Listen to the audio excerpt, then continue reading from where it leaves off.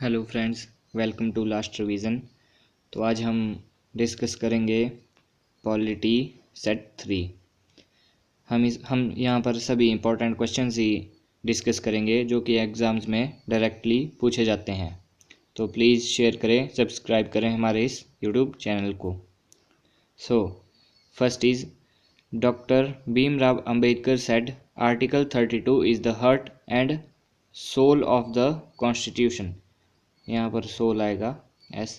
तो जो आर्टिकल 32 है उसे हार्ट एंड सोल कहा गया है इंडियन कॉन्स्टिट्यूशन का, किसके द्वारा? By Bhimrao Ambedkar. And a person can move to supreme court of India under article 32 and high court of India under article 226।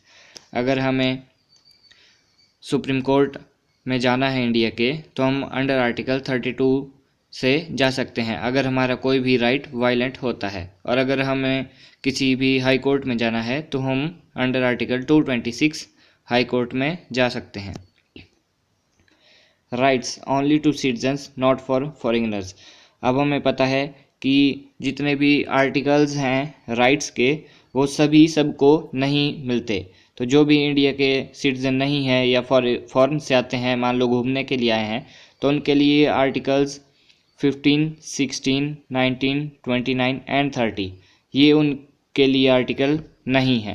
Means वो अदर आर्टिकल्स हैं जितने भी राइट के, उनको तो यूज़ कर सकते हैं, बट उन्हें ये राइट्स यूज़ नहीं करने को मिलेंगे। जैसे अंडर आर्टिकल 16 आता है हमारा राइट टू अपॉर्चुनिटी, तो उन्हें यहाँ पर जॉब की अपॉर्चुनिटी नहीं दी जाएगी। Next, right to property is a legal right. अब हम जानते हैं कि हमारे पास पहले एक राइट था राइट टू प्रॉपर्टी, बट अब वो एक फंडामेंटल राइट ना रहकर एक लीगल राइट बन चुका है, और ये आता है हमारे अंडर आर्टिकल 300A में। And fundamental duties were added by 42 constitution amendment act on in 1976 on the recommendations of स्वर्ण सिंह कमेटी। तो एग्जाम में डायरेक्टली आता है कि जो फंडामेंटल ड्यूटीज़ हैं वो किस कमेटी की रिकमेंडेशन से ऐड की गई हैं, दैट इज़ स्वर्ण सिंह कमेटी। और कौन सा कॉन्स्टिट्यूशनल अमेंडमेंट एक्ट था? 42 constitutional amendment act in 1976। And हमें पता है कि हमारी सबसे पहले 10 ही फंडामेंटल ड्यूटीज़ थी, और उसके बाद एक और फंडामेंटल ड्यूटी है हमारी 11th fundamental duty 86th amendment 2002 में ऐड की गई, जो कि क्या करती है? ये करवाती है provide opportunity for education to children between 6 to 14 years of age. Means जो हमारी 11th फंडामेंटल ड्यूटी है वो हमें बताती है कि जो भी बच्चे 6 से 14 साल की एज के बीच में हैं उन्हें एजुकेशन प्रोवाइड करवाना हमारी ड्यूटी है। नाउ कुछ प्रेसिडेंट्स के फैक्ट्स हैं और उन पर जो क्वेश्चंस बनते हैं वो इस प्रकार हैं। First president of India and longest tincture. Means first president of India जो कि लंबे समय तक रहा, that is doctor Rajendra Prasad. And first vice president of India is Sarvepalli Radhakrishnan.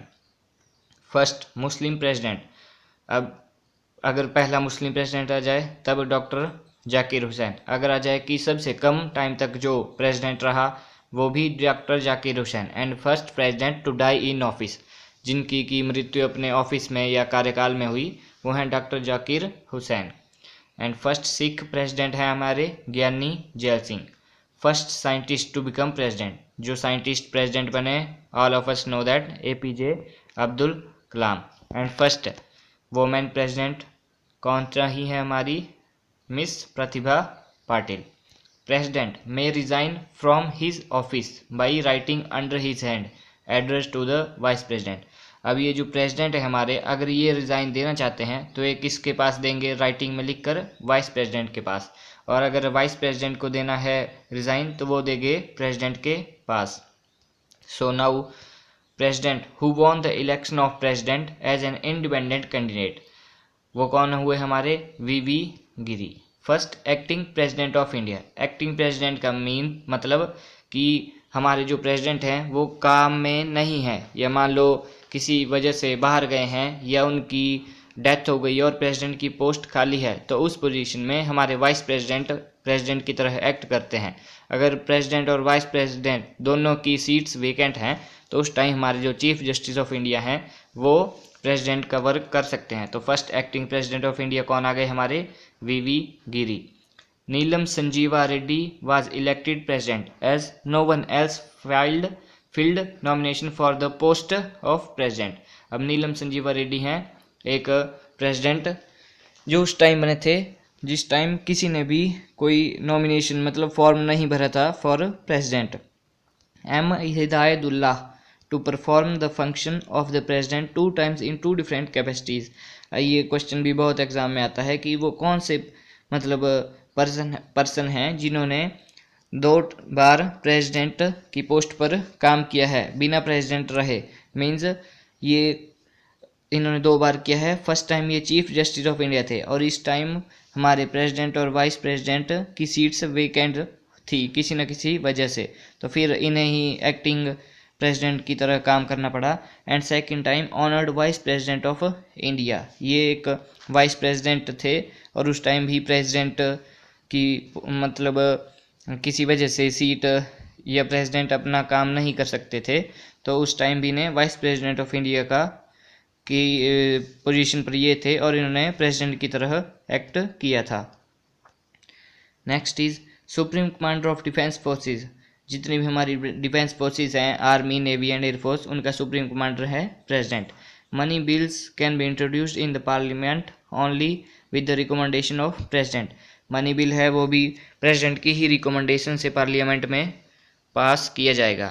President है वो नॉमिनेट करता है 12 members in Rajya Sabha and 2 members in Lok Sabha. Everybody know about it. And president has emergency powers. President के पास 3 तरह की एमरजेंसी पावर्स हैं। फर्स्ट इज नेशनल एमरजेंसी, ये आती है हमारे अंडर आर्टिकल 352 और ये होती है ड्यू टू वार या कोई एक्सटर्नल एग्रेशन हो। कॉन्स्टिट्यूशनल एमरजेंसी आती है हमारी अंडर आर्टिकल 356 जिसमें कि प्रेसिडेंट रूल लगाया जाता है। मान लो कोई स्टेट अपने मतलब एरिया में रूल्स को फॉलो नहीं कर पाता है या किसी वजह से वहाँ पर कोई एग्रेशन होता है या कोई हिंसा होती है तो वहाँ पर कॉन्स्टिट्यूशनल एमरजेंसी लग जाती है। फाइनेंशियल इमरजेंसी आती है 360 में, अभी तक तो ये इंडिया में एक बार भी नहीं लगी है। नाउ हमारी जो नेशनल इमरजेंसी है वो 3 बार लग चुकी हैं। फर्स्ट इज 1962, ये लगी थी चाइना एग्रेशन और चाइना वार की वजह से। सेकंड इज 1971 इंडो पाक वार, हमें पता है 1971 में इंडिया का पाकिस्तान से वार हुई थी तो उस टाइम भी लगी थी। And 1975 due to internal disturbance. तो ये 3 नेशनल इमरजेंसी हैं जो लगी थी। सो आज के लिए बस इतना ही, आगे हम नेक्स्ट क्लास में डिस्कस करेंगे। ये सभी क्वेश्चंस इंपॉर्टेंट हैं जो कि एग्जाम्स में डायरेक्टली पूछे जाते हैं। सो प्लीज़ शेयर करें, सब्सक्राइब करें हमारे यूट्यूब चैनल को। Thank you.